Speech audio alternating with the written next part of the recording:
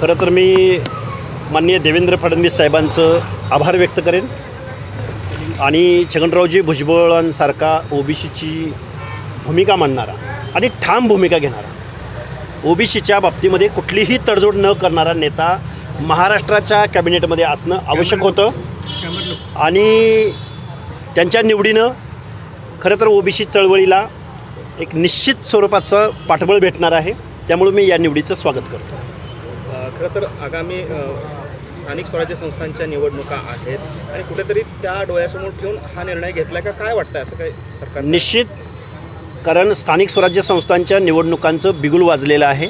27% ओबीसीचं आरक्षण 1994 ते 2024पर्यंत हे सस्टेन केलेलं आहे.